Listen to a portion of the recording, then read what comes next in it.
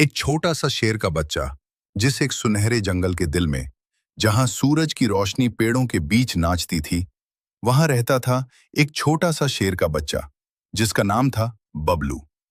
बबलू बाकी बच्चों जैसा नहीं था।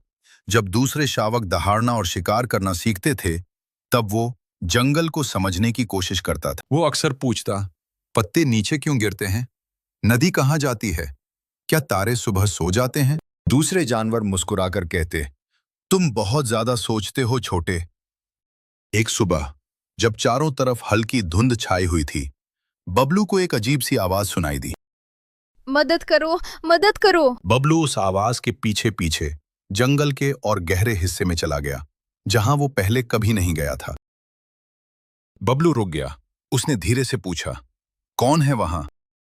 मुझे बचाओ। बबलू उस आवाज के पीछे पीछे जंगल के और गहरे हिस्से में चला गया, जहां वो पहले कभी नहीं गया था। अचानक उसे एक छोटा सा चमकता हुआ पक्षी दिखा, जो टहनियों के नीचे फंसा हुआ था। पक्षी ने धीमी मैं फंस गया हूँ।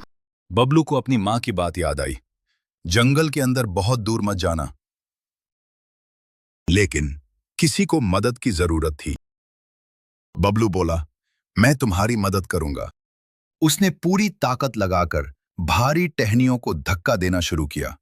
उसके पंजे फिसले, उसका शरीर कांपने लगा, लेकिन उसने हार नहीं मानी। और फिर एक आखिरी जोर के साथ टहनियां हट गईं। पक्षी आजाद हो गया और अचानक वो और भी ज्यादा चमकने लगा। अचानक पूरा जंगल चमक उठा। पक्षी मुस्कुराया और बोला, धन्यवाद बबलू, मैं एक जंगल की आत्मा हूँ। तुमने डर के बजाय दया को चुना है, और इसके लिए मैं तुम्हें एक तोहफा दूंगा।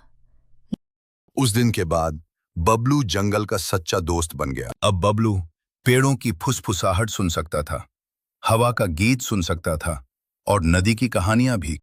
वो खोए हुए जानवरों को रास्ता दिखाता, बीमार पेड़ों की मदद करता और हर खतरे को पहले ही समझ जाता। जो जानवर पहले कहते थे, तुम बहुत सोचते हो, अब कहते थे, तुम जंगल को सबसे बेहतर समझते हो।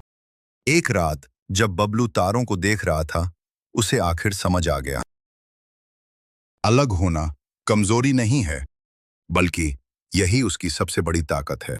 और याद रखो, कभी-कभी सबसे छोटा सा दिल पूरे जंगल को बदल सकता है।